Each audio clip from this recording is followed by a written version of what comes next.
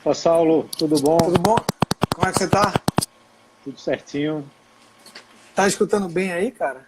Estou escutando bem. Você também? Aqui tá perfeito, tá perfeito. Tomara que não caia. Ontem eu fiz uma live, cara, caiu pra caramba. Eu acho que tem muita gente fazendo live, né? É, tá. Então eu Acho... fico imaginando o cara que tá em casa, a concorrência de live do cara pra assistir. Escolher qual vai assistir, né? A gente tem que ser muito interessante para que as pessoas queiram Pois é. escolher a nossa, viu? Tem que falar muita coisa assustadora para o pessoal poder ficar Tem que mandar vidrado vender, também e né? não sair. Manda vender, vende, né? Que aí tem... Eita, não faz isso não, que aí a coisa fica feia. Mas então, eu estou aqui em casa. Meu escritório de consultoria está fechado, né? A gente está tudo trabalhando home office. As aulas na Federal paradas, né? Eu tenho um negócio familiar também, né? A gente tem um negócio no Shopping Recife, né? Na área de alimentação, Uhum. e parado também. Então o resto é o quê? Fazer live para poder conversar com o pessoal que Passar está um o tempo tempo. inteiro também perguntando coisas para a gente, né? Sobre o andar da carruagem, né? Da nossa economia, dos nossos investimentos. E aí foi a ideia que eu achei interessante chamar você, um cara também daqui, né? Tá Mas perto. que conhece muito, está muito ligado no que está acontecendo. É um grande professor também nessa área. Eu acho que a gente pode tirar dúvidas, né, do pessoal em relação ao andar da economia e dos investimentos. Até porque esses últimos 3 dias estão completamente fora das expectativas, né? É algo que a gente não esperava. Eu não sou investidor para estar ficando o tempo inteiro mexendo, porque são muitas demandas, apesar de entender um pouquinho, de ter tido Uhum. já experiência lá no... Quando eu morava nos Estados Unidos, quando eu estava fazendo meu mestrado, PhD, eu peguei a bolha da Nasdaq, né, aquela de 2001. 2000, 99, 2000, né? Por ali. Isso. E eu quase larguei o meu PhD para virar um day trader, né? Graças a Ó, Deus não fiz isso. o trader tá ganhando muito ou tá perdendo muito. Não tem trader no meio termo, né? Pois é. Quer dizer, que tá tentando, né? Quem tá parado não tá fazendo nada, tá tranquilo. Mas tá uma volatilidade muito louca, cara. Mas Acertar assim, lado, hoje meus difícil. investimentos estão em fundos, né? Bem diversificados, alguns levando porrada. Eu procuro nem abrir para não olhar. O meu objetivo é de longo prazo, então a gente sabe que isso vai passar. Essa questão de terra arrasada vai passar. Passa, E, passa, passa. né, e é uma ideia mais para longo prazo, realmente. Eu pensei em fazermos da seguinte forma: a gente conversar um Manda, pouco você que manda. sobre a economia, né, essas decisões que a equipe econômica do governo Bolsonaro tem que tomar, né, em relação principalmente à pauta que está todo mundo falando da quarentena horizontal versus vertical, né, Uhum. são as palavras novas que a gente vê, né, Todo mundo fala, fica bonito agora. e também a partir daí as consequências do mercado financeiro, né, que aí eu acho que você pode não, com certeza vai falar melhor que eu, e eu posso dar meus pitacos aqui e acolá também, até tirar algumas dúvidas.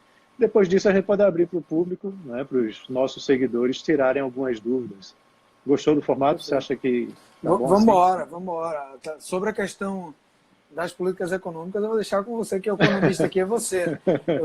Eu sou no máximo estrategista, assim. Então o cara pergunta, o que você acha do juros? Eu falo, cara, tem coisa que é do economista, vai ter inflação? Cara, eu posso chutar, mas assim, economista tem muito mais... Eu posso falar dos impactos da inflação e deflação na curva de juros, dando prêmio de risco para ativo, né? Eu me sinto Isso. mais confortável desse lado.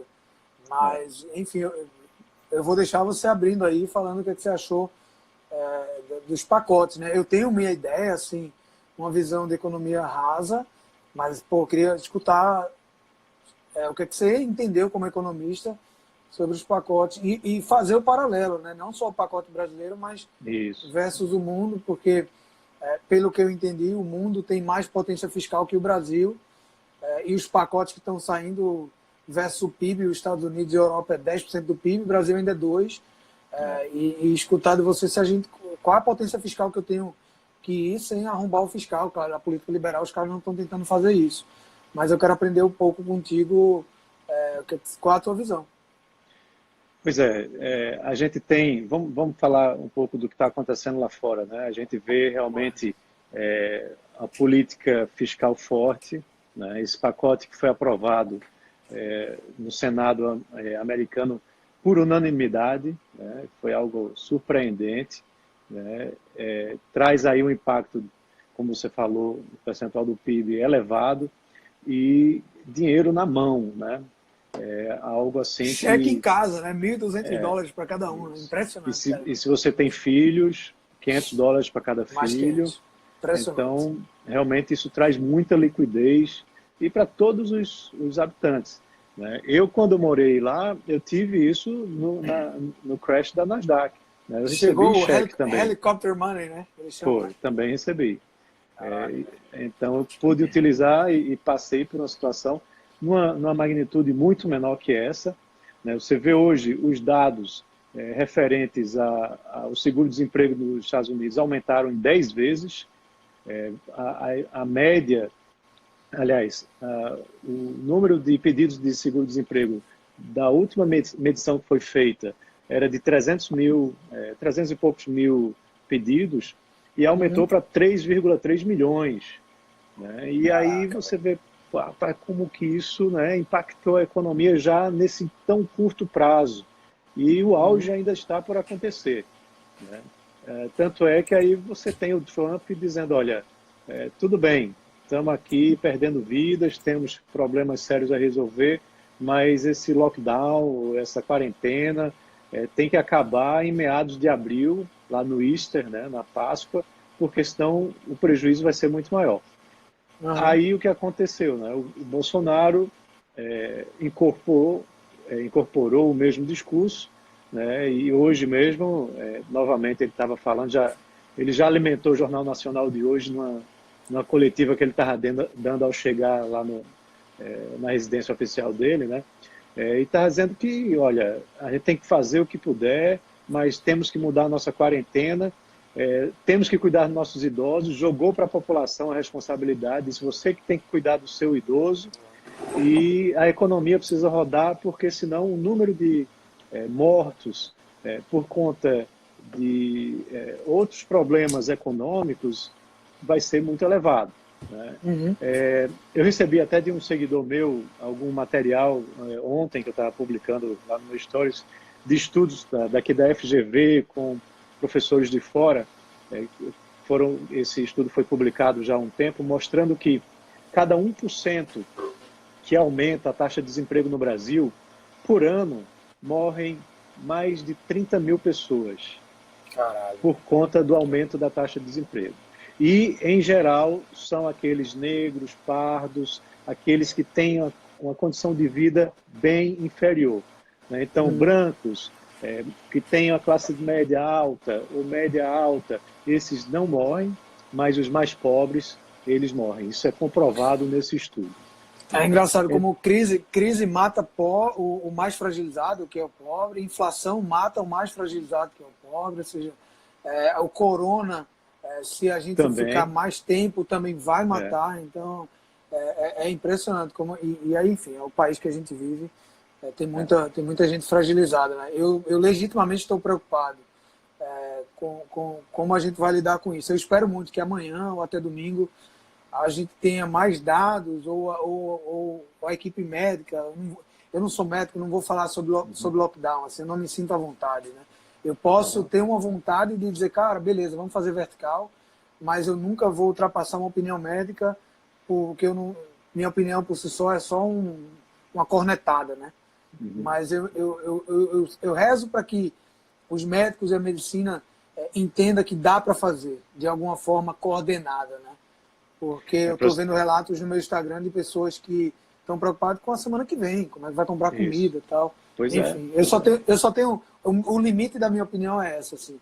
Eu não vou levantar a bandeira, mas talvez eu fique um pouco para pressionar. Cara, tenta ajudar, assim. Tá na mão dos políticos e dos médicos agora. tentar resolver Veja, essa situação. eu tenho passado um dilema até interessante aqui em casa. Minha esposa é médica Uhum. dermatologista.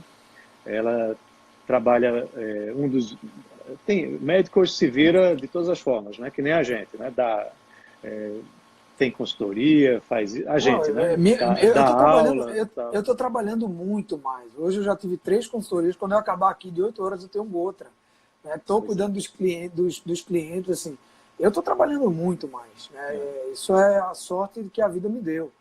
Mas, cara, eu estou E olhando aí por o lá e caso só. dela, ela é médica do Estado, então ela está atendendo no serviço público e, assim, há uma grande preocupação e a gente fica debatendo em casa. Temos o nosso próprio debate interno aqui, onde a gente fica discutindo o que é melhor, se é o isolamento total ou o isolamento parcial, né, para que você poupe vidas da melhor forma possível.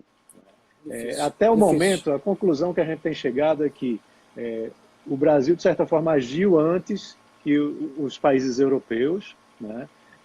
E esse lockdown, esse isolamento precisa continuar até meados de abril, mais ou menos, e a partir daí você tem que começar a abrir a economia com isolamento vertical, porque senão começa a vir as outras consequências, né? Os outros problemas relacionados a outros tipos de mortalidade com assim, respaldo da saúde, mas por conta dessa faixa mais pobre da população.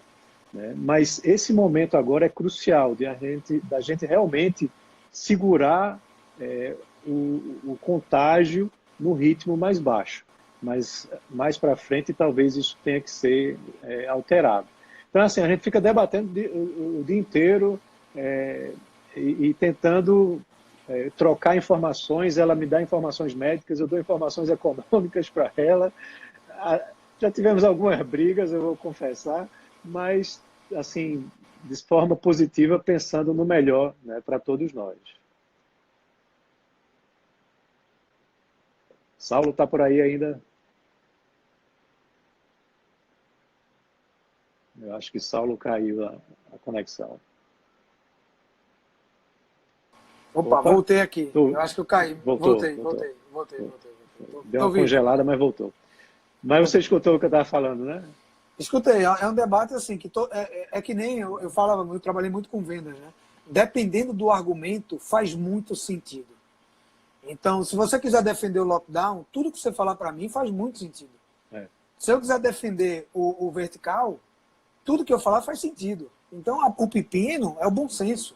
Né? é. Quando você tem dois argumentos muito fortes e que fazem sentido, você tem que buscar a convergência.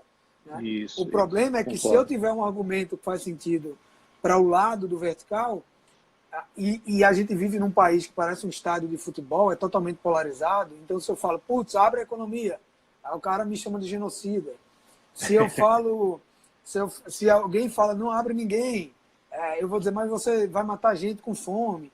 Então, a nossa cultura, a gente é criado dessa forma, isso está dado nas 3 últimas eleições da gente. A gente nasceu um povo para brigar e não escutar a opinião de ninguém. E poucas pessoas procuram convergência no debate. Poucas. Eu encontro raras pessoas. No meu Instagram, eu não sei se eu sou Lula ou Bolsonaro. Porque se eu critico Bolsonaro, me chamam de petista. Se É, eu critico Lula, eu sou petista, bolsominion. Então, e eu sou uma pessoa que eu adoro quando me chamam de petista ou de bolsominion, porque eu entendo que eu estou no meio, né? é Porque verdade. eu vivi isso. Eu sou 18 anos em conflito, né? Eu trabalhei em multinacionais em venda, imagina. Minha semana era conflito, eu queria vender para alguém que não queria comprar. Né? Então eu aprendi a conviver no limite do debate das ideias, no conflito de interesse, mas entendendo convergência. Eu queria muito que a gente, como sociedade, conseguisse evoluir nesse nível das pessoas entenderem que o cara que está procurando o vertical, ele está querendo melhorar, ele não está querendo Isso, matar mais as pessoas. isso. Né? É A verdade. gente não tem. É muito difícil. Assim, eu falo com pesar que a gente não evoluiu enquanto sociedade ainda para isso, mas é um debate que é muito difícil, cara. É muito E, difícil. e, Se eu e não, levantar uma e não, bandeira, eu falo. e ele não está olhando para o dele, né? Ele está olhando para o dele e da sociedade. Entendeu? Porque se você mantém seu negócio funcionando, você está gerando emprego, renda, impostos. Se os negócios pararem de vez, o Estado quebra também, porque como que vai se arrecadar as receitas de impostos para pagar às questões de saúde que nós temos, né? Então, sem geração de impostos, o Estado também quebra. Então, precisa, a um determinado momento, existir um meio termo, né? E todos poderem conviver, porque a minha opinião, inclusive, é que esse coronavírus não vai passar. Ele vai ficar na nossa vida por um bom tempo. Vamos ter os imunes e os não imunes. Né? E o que eu Então, acho, até assim, hoje, do ponto de vista... tem gente morrendo... Fala. Diga lá. Não, o que eu acho do ponto de vista de gestor, né, que minha vida toda eu fui gestor, eu acho que falta uma gestão de cima de acalmar todo mundo embaixo. Né? O que acontece?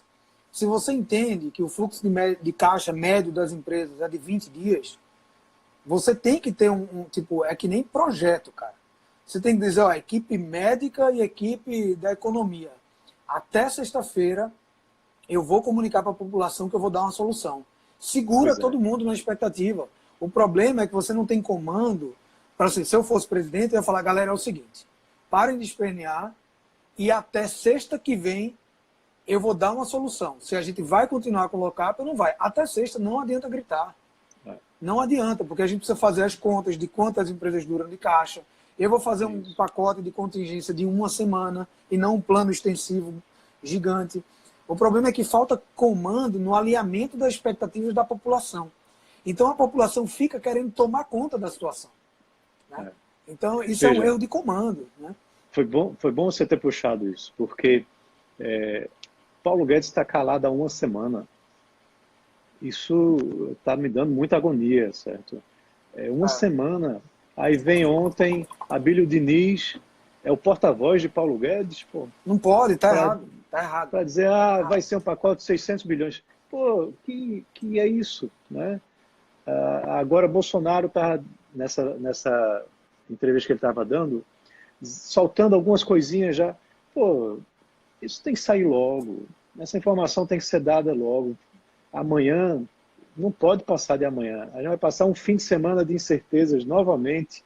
Né? Tudo bem, não vai ser 2 trilhões de dólares, né? Não vai ser um PIB meio do Brasil, mas pô, o que tem que ser lançado de uma vez por todas e tem que chegar na ponta. Veja, eu trabalho com o quê? Consultoria econômico-financeira. E um dos principais produtos ou serviços que eu vendo é o acesso ao crédito, né, junto a bancos de fomento, como Banco Nordeste, Caixa, Banco Brasil, BNDES, por aí vai.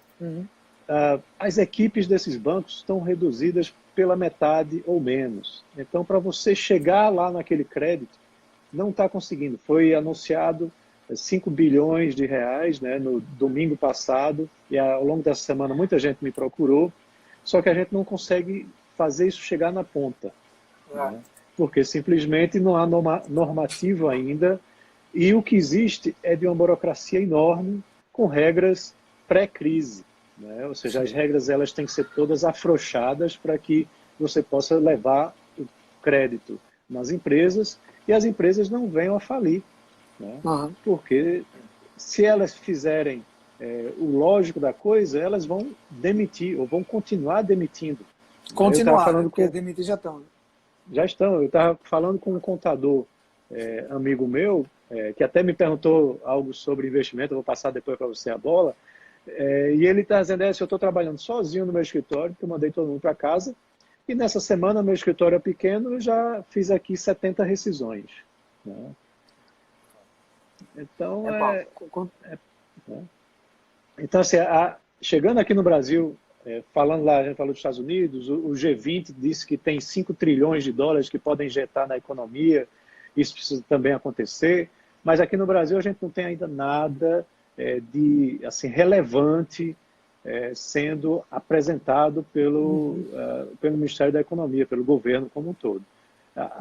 Eu vejo a parte da saúde um empenho muito forte com coletivas diárias, né, apresentando possíveis soluções, mas na parte da economia eu vejo ainda muito a desejar. Isso se chama alinhamento de expectativa. A gente sente falta porque não falaram para a gente quando iam retornar o telefonema. Se o cara chega para mim e fala, eu vou avisar para vocês, na sexta-feira, dia 4 de abril, eu não tenho o que fazer. Ele ancorou a minha expectativa. O problema é que o cara está sumido. Né? Isso é básico para negócio e para comando. Né? Se um cara manda um e-mail para mim, Saulo, quanto é a tua consultoria? Eu vou falar, cara, no final do dia eu te respondo. Eu já ancorei que esse cara vai esperar até o final do dia. Eu não vou mandar de meio-dia para ele. Então, falta comando de um presidente dizer, gente, é crise, a gente trata que nem crise. Timeline de projeto. Tem que avisar quando é que vai falar isso. Se não dá, avisa um dia antes que vai precisar postergar. Agora não pode postergar 4 vezes. As pessoas têm tolerância de uma vez. Então, tá assim, tá todo mundo aí. Eu imagino como tá lá dentro, a turma batendo cabeça, né? Eu um dia... Eu um dia... sei não, eu fico olhando assim, os caras não passaram por escola militar, não, cara. É brincadeira isso. Né? ou dentro da escola militar eles estavam fazendo outra coisa, porque militar, ele deve ter cadência, né? Minha mulher é militar, eu falo isso porque minha mulher é militar, tá? Então ela tem hora para acordar, para chegar, para fazer tudo. Então quando o cara tá lá, o comando militar, o que ele aprendeu lá, né? Ele não tá colocando em ordem. Mas enfim, isso só é, querendo ou não, é lamúria minha aqui e nossa, né? A gente também não vai resolver. Ver se amanhã finalmente sai esse pacote, né, que está sendo preparado. O que eu vi do Sakshida foi dizendo que não vão soltar tudo de uma vez, que vai ser aos poucos, para não cometer erros. Mas solta alguma coisa, pelo amor de Deus. Mas solta alguma coisa. Libera algum real aí, bicho. Porra, tá difícil. Tá muito difícil. Enquanto isso, os desempregos vão continuar aumentando. Né? Olha, eu queria ver, Saulo, se a gente, de repente, responder algumas perguntas aqui econômicas. Tem um monte de comentário aqui. E aí passaríamos um pouco para falar sobre a parte de investimentos. O que é que você acha? De expectativas. Cara, o comando é seu, irmão. Se você mandar eu pular aqui, eu vou começar a pular ali atrás. Você que manda. Tem alguns depoimentos, né? Aqui tem o do Gin SVR700, dizendo tudo parado, meus amigos. Sou motorista de app, o app está ligado há horas e não chama. Não é só o app, não. O faturamento caiu em todos os lugares, né? Mesmo supermercados, padarias, o que está aberto, posto de gasolina, ninguém roda de carro, vai abastecer. Aí se você não abastece, você também não gera imposto para o governo do estado. Né? Uhum. Aqui, Adam Ambiental está dizendo outra palavra bonita, é lockdown. A gente usou sem nem ter olhado. Aqui shutdown, né? Shutdown também. Também. Ó. Saulinho, será que já passamos do fundo do poço? E aí, já passamos? Quer entrar logo nessa parte também? Não, cara, assim, acabei de fazer um vídeo, né? Eu tenho uma consultoria que eu faço aconselhamento financeiro para pessoas físicas e famílias, né? E hoje uma vez por semana eu faço uma aula, né? Então hoje eu gravei uma aula de 40 minutos falando sobre isso. Eu não sei o fundo do poço, nem me coloquem nessa cilada, né? A única coisa que eu uso é referência, né? Então eu tenho referências de preço, né? Eu tenho referências por gráficos, de índice de força relativa, que ele mede a exaustão de venda ou a exaustão de compra de um ativo, né? Então a gente já superou a exaustão de venda da crise de 2008. Então, por exaustão de venda, e as vendas acontecem compulsoriamente, né? Então, o que é venda compulsória? Pessoas alavancadas são obrigadas a entregar margem, né? Então, o cara operava, ele tinha R$1.000, precisava de mais, ele usava mais R$1.000 do patrimônio dele como garantia para tentar ganhar mais dinheiro. Quando a bolsa cai 50%, esse cara sai do jogo, ele zera, né? Então, uma alavancagem de 50% caindo, tchau. Então, antes de ele levar tchau, a bolsa caiu 30%, ele estava perdendo 60%, ele tinha que preservar os 40%. Então, ele entregou compulsoriamente, vendendo a qualquer preço. Você tem liquidez de fundo que toma resgate e é obrigado a dar liquidez. Então, compulsoriamente, fundos têm que vender. Você tem multimercados que, por mandato, tem que estopar posições. Então, compulsoriamente, você tem uma indústria de fundos vendendo ativos a qualquer preço para dar liquidez. Então, a bolsa ela caiu de venda compulsória, né? Tinha muita pessoa física comprando e falando, mas por que está caindo mais? Porque tem muita gente se desfazendo. Então, a pressão e a exaustão vendedora da bolsa, ela atinge o limite que os gráficos eles apontam no índice de força, exaustão acima de 2008, né? Mas com resistências em 63 mil pontos. É tudo isso que eu sei. Se vai cair mais, cara, não me coloquem nessa encruzilhada. Se me perguntarem para onde vai a bolsa, eu acho que a bolsa no curto prazo ela pode ir para baixo, para cima e ficar de lado. Agora, no longo prazo, se você pegar dados dos Estados Unidos desde 1980, ela sobe em linha reta, né, com grandes correções.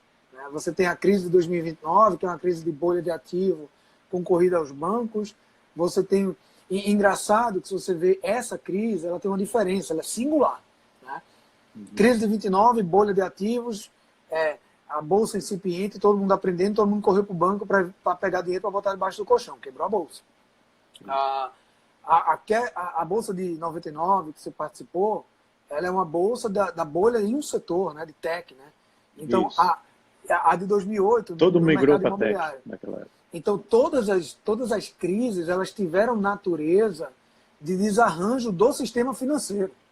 Isso. Essa é a única crise que ela sai da saúde e afeta o sistema financeiro. Então está todo mundo aprendendo, né, junto, né?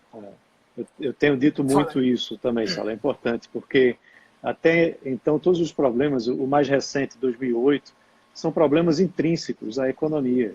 Né? Alguma coisa estava funcionando muito mal lá dentro, né? Aí você deu todos os exemplos e explicações, e isso precisou ser corrigido, a correção veio também na Bolsa.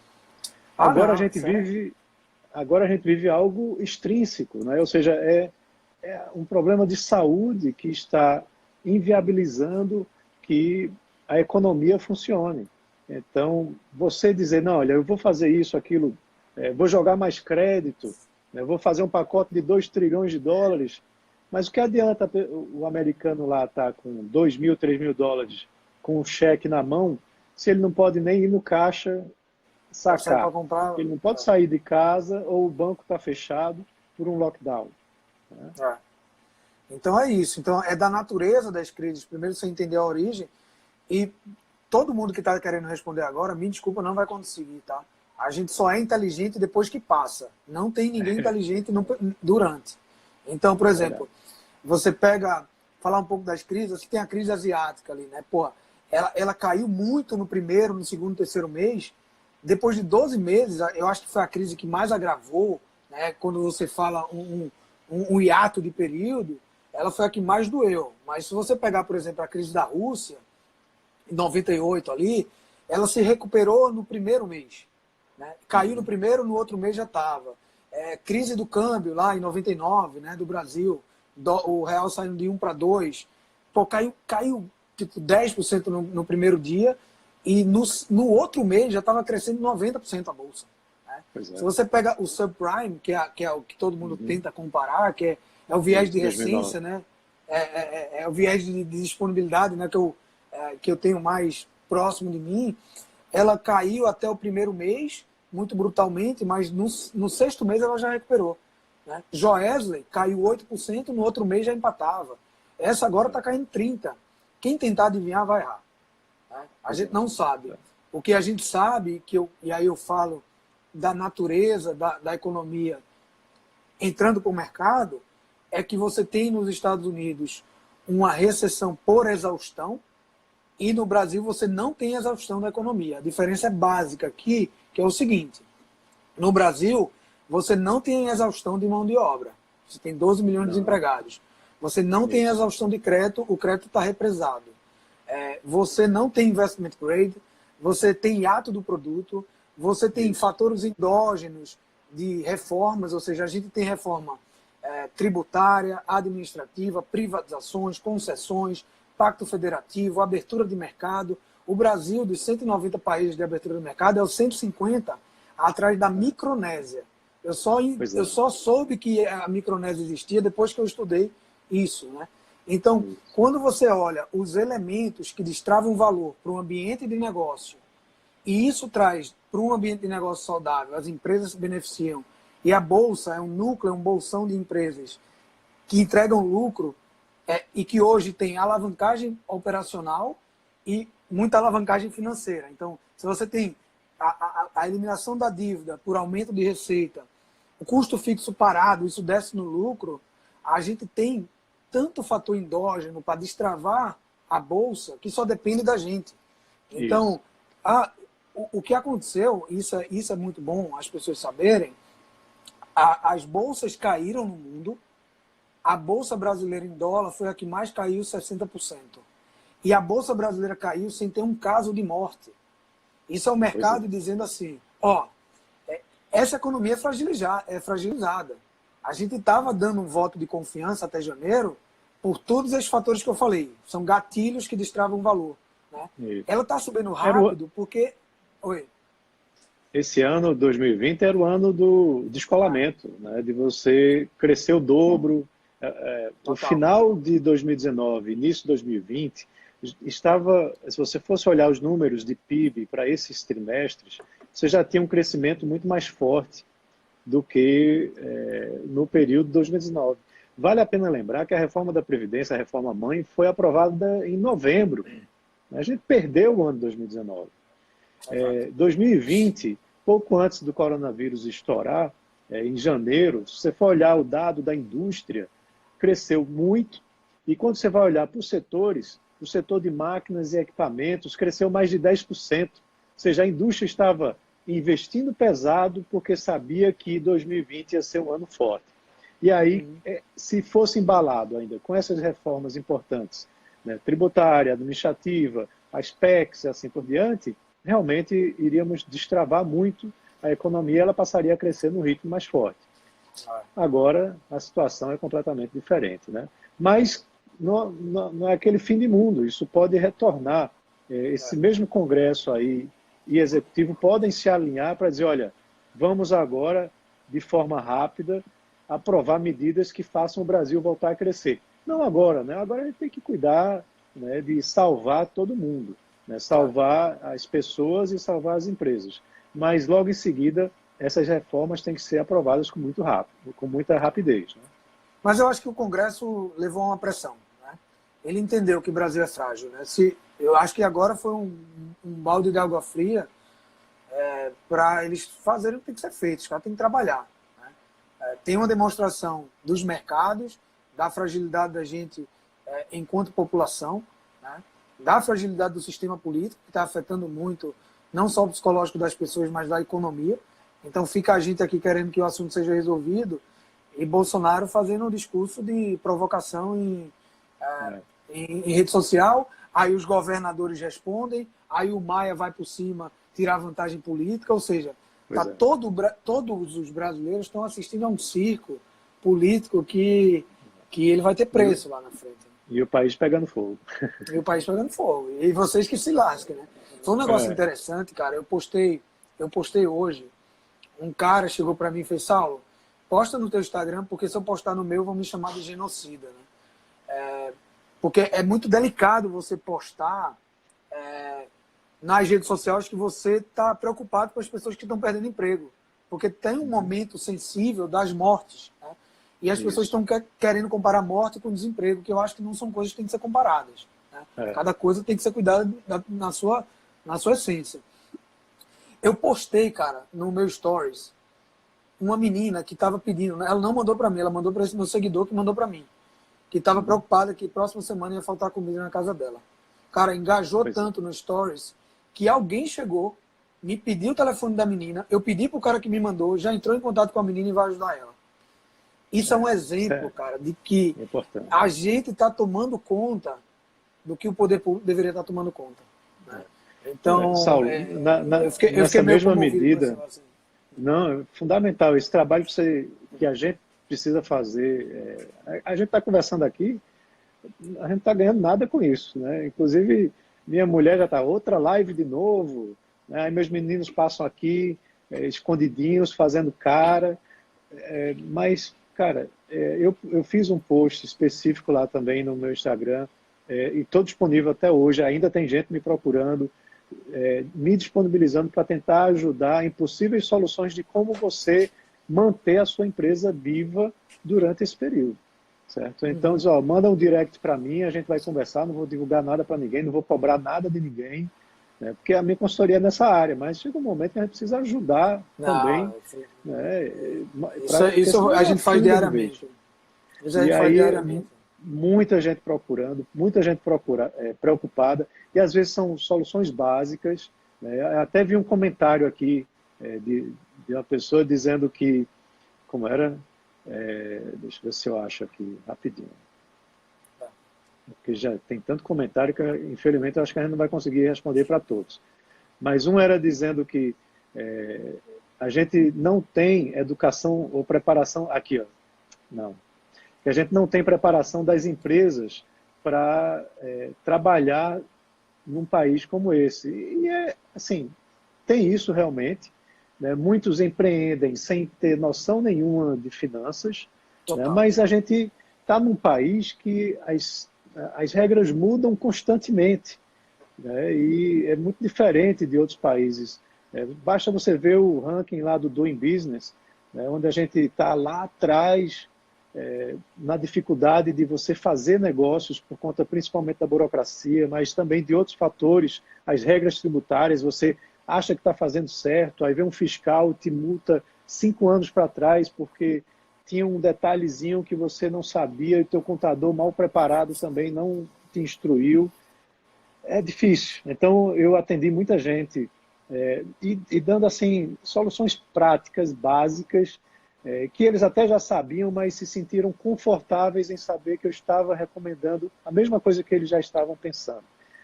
Isso traz para mim um reconforto enorme, né? E para essas pessoas também é muito importante, né? Que elas vão lá, poxa, sentir que esse é o caminho mesmo que eu preciso traçar. É difícil, né? A gente tem que estar ajudando a apagar esses incêndios, né? Ainda bem que tem rede social hoje em dia, né? Cada um na margem contribuir. Eu e você são 2 pessoas. Imagina se todo mundo quiser fazer isso, né? Pois é. Eu hoje entendo o poder disso aqui, sou muito grato. Mas eu incentivo todo mundo que puder, cara. Você sozinho não vai resolver, eu sozinho não vou resolver. Né? Então tem que entrar mais gente. Ainda bem que esse seguidor mandou para mim, ainda bem que você está ajudando todo mundo aí. Mas você vê a fragilidade que a gente tem, né? Tanto cultural quanto política, enfim, tudo se reflete. O que está acontecendo agora é só uma extrapolação daquilo que a gente já era, né? Eu achei aqui a frase. Achei a frase aqui, Saulo. Foi do Tiago Coelho, ele falando: o que vocês acham da frase lucros privados e prejuízos públicos? Não está faltando planejamento financeiro das empresas? Com certeza, isso existe. Agora, se você for olhar, não é só aqui no Brasil. A JP Morgan, não sei se você recebeu esse estudo também, tem um gráfico muito interessante do levantamento que eles fizeram por setores, o número de dias que essas empresas conseguem sobreviver num shutdown como esse, né? E a média é de 20 dias. Nada muito diferente do que acontece aqui no Brasil. Então, mesmo não havendo tanto planejamento financeiro assim, você também tem muita dificuldade da própria economia mesmo, né? Os micro e pequenos empresários, eles não fazem aquele caixa para 3 meses. Não fazem. As grandes empresas fazem, olhe lá. As grandes empresas têm acesso direto para captar recursos num momento como esse. E os micro e pequenos empresários, os MEIs, estão pela hora da morte. Eles, aquele negócio, matam um leão todo dia, né, para poder vender o seu produto. E vende, pega o dinheiro, já paga o fornecedor para receber depois do seu cliente. Então não é tão fácil assim também, né? Não é tanta irresponsabilidade assim do empresário. Sim, concordo total. Tem muita gente, o cara vende o jantar, vende o almoço para comprar o jantar, tem uma frase assim, né? Então, isso olha, é me diz uma coisa, essa bolsa subindo há 3 dias seguidos, o que é que tu achas? Isso é muito, o pessoal está muito animado com o pacote lá do Trump, é isso? Pode ser. Nessas horas você querer atribuir um elemento à subida da bolsa é muito complicado. Eu fico brincando com as pessoas que é o seguinte, né? Ali depois do carnaval, as pessoas estão se acostumando com notícia ruim, tá? Então tem um fator psicológico aqui. Antes do carnaval, na quarta-feira de cinzas, eram 487 notícias ruins por dia para nenhuma boa. Agora são 385 para uma boa. Então tá todo mundo, ninguém aguenta mais, né? Tá todo mundo sofrido da pancada. E elas estão se repetindo, né?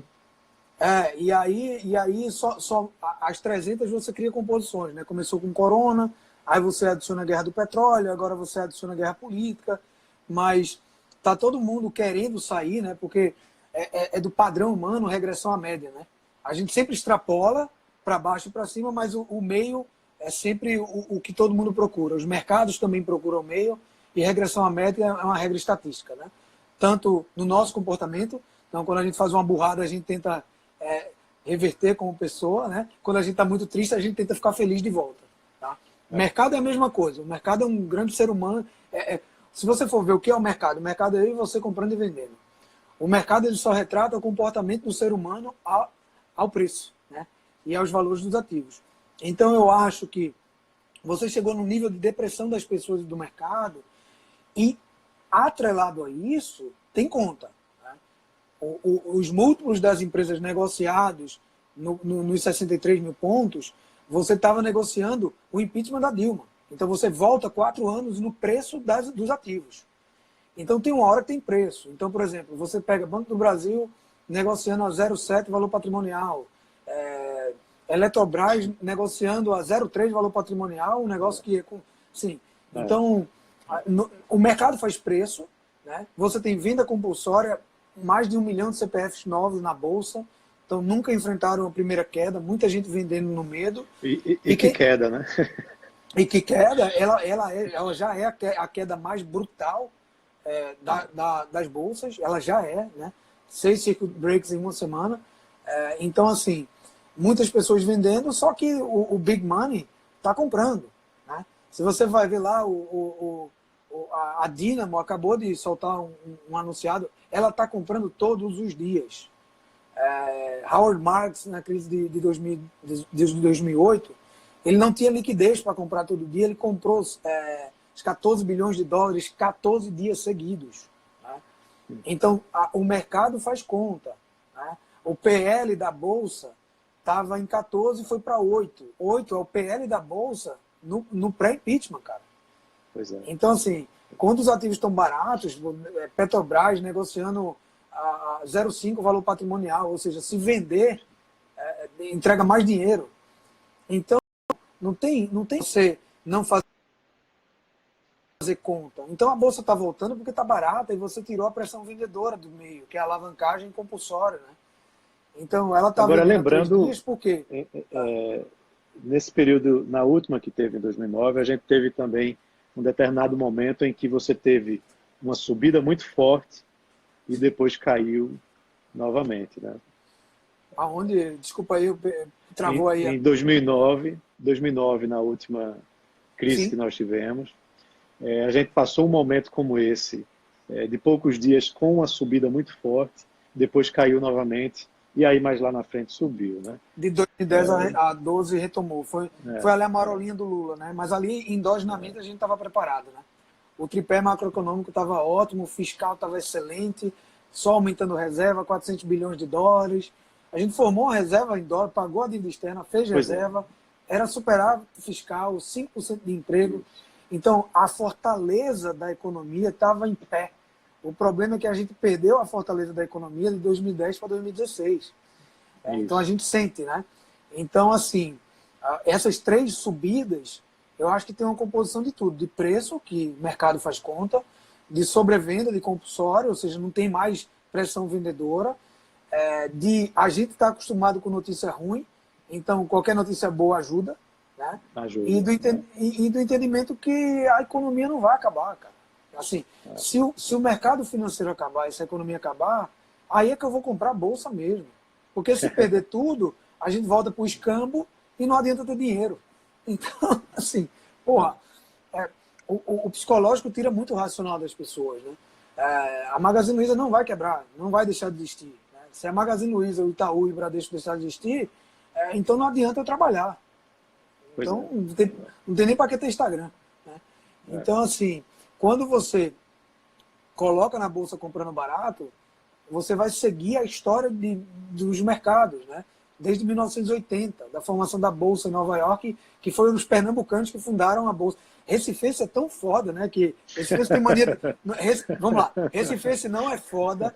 Recifense tem mania de grandeza, tá? Então, assim, mas quem não sabe a história da bolsa. Não é porque o mundo roda em torno de Pernambuco, né? Isso é a questão. Mas a bolsa de valores americana nasceu de Recife, né? Na Guerra dos Guararapes, os judeus foram para lá e formaram. O judeu saiu fugido, né, da Europa por conta da Inquisição, porque eles não podiam fazer comércio, né? Então vieram para cá e a origem do comércio vem dos judeus, né? Que na Inquisição eles não podiam produzir, então eles pegavam, compravam e vendiam para o outro. Quando eles foram expulsos aqui pelos portugueses, dos holandeses, eles fundaram Nova York e a primeira assinatura da Bolsa de Nova York tem o nome de um pernambucano.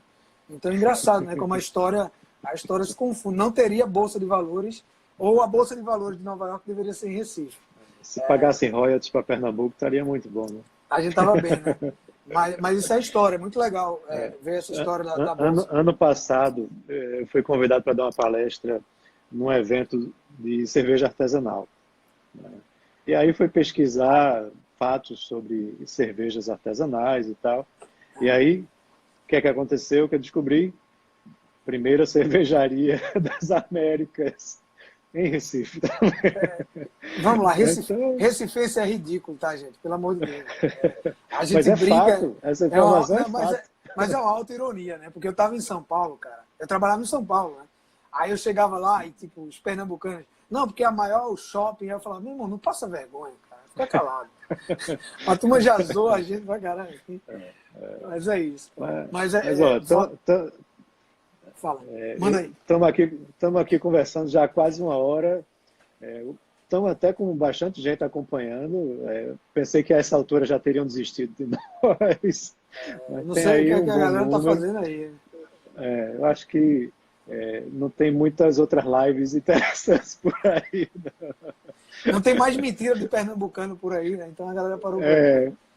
Pois é, 2 pernambucanos falando sobre economia a nível nacional, da economia e finanças. Acho que a gente tem que repetir essa outras vezes, Saulo. Até falar um pouco dos cenaristas que eu tinha comentado com você. É um grupo que foi criado por mim. Eu sou professor, né, de economia na Federal, tenho a minha consultoria, falo lá na CBN. Tem também Luiz Maia, que é professor da Rural, não sei se você conhece ele. Não. Tobias, que é do mercado financeiro. Já foi. Tobias eu conheço. Tobias eu conheço. Pronto. Esse mercado financeiro você vai conhecer, com certeza. Ele já foi da FIEP também, e hoje atua no mercado financeiro. E o Tiago, que é também economista, coordena lá o CEDEP.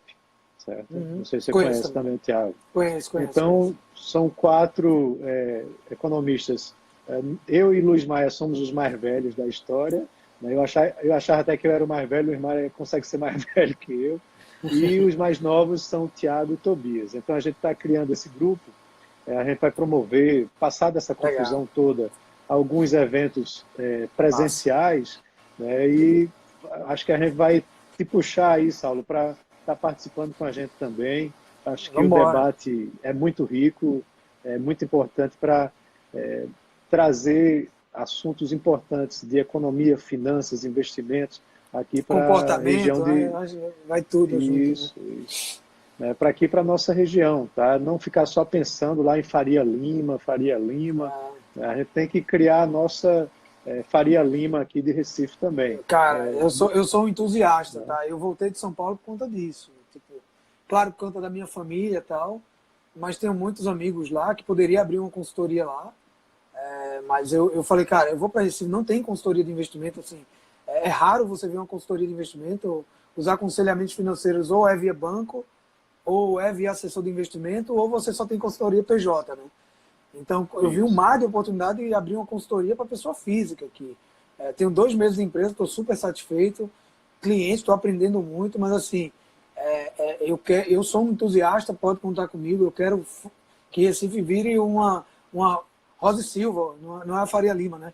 A gente tem que criar uma Rosa e Silvas, né? Alguma coisa desse Aí tipo. tá bom, eu moro aqui pertinho, vai dar certo. Eu moro aqui na Zé Maria, então pode ser Zé Marias também. Né? Rapaz, eu moro aqui na Praça Fleming, rapaz. Eu morei na Praça Fleming, tá? Minha família é daí. Pertinho.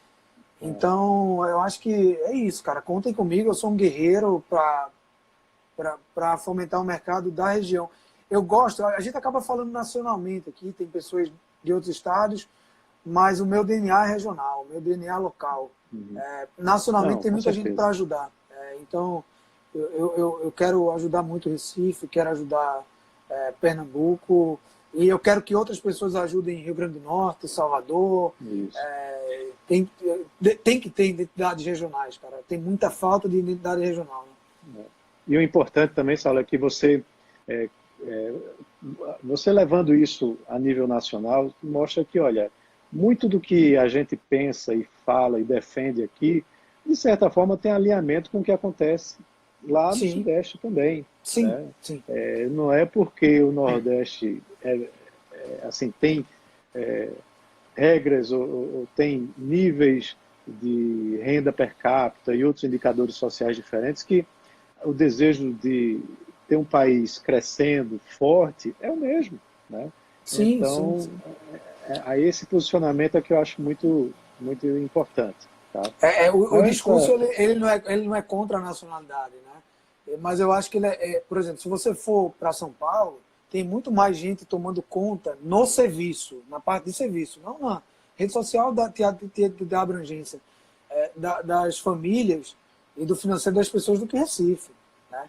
Então, quando eu falo eu quero estar em Recife, eu falo serviço, eu quero estar fazendo palestras, fazendo encontros aqui, né, para que a gente fortaleça a região aqui. Mas nacionalmente tem total alinhamento e, putz, tem muita gente fera aí para falar também. Né? É verdade. Saulo, vamos acabar por aqui, né? Você tem agora outras 8, eu tenho uma outra live às 9, lá com o Aldo Vilela. Eita, que eu legal. Vou falar sobre política e economia, aí o bicho vai pegar também. Mas foi ótimo, cara. Obrigadão aí. Acho que a gente pode marcar outras. De repente, junto com o restante do grupo dos cenaristas, a gente faz via Zoom, talvez seja uma opção. Né? Massa. Linkado aí com o YouTube. Entendeu? YouTube, boa. E aí, vou marcar isso com os meninos lá e a gente vai se falando. Tá? Tu vai deixar a live salva, né? Porque eu vou botar lá no meu Instagram. Tem uma galera querendo aí. Tá bom. Vou salvar e vou pedir para o pessoal que trabalha comigo, o Guilherme que trabalha comigo, para ele baixar, para a gente colocar também em outros meios, tá certo? Beleza. Manda para mim depois também, para divulgar aqui. Bom trabalho aí para você, vamos nos falando. Obrigado. Abraço, prazer, cara. viu? Prazerzão. Tchau, pessoal. Tchau, todo mundo aí. Tchau, todo mundo.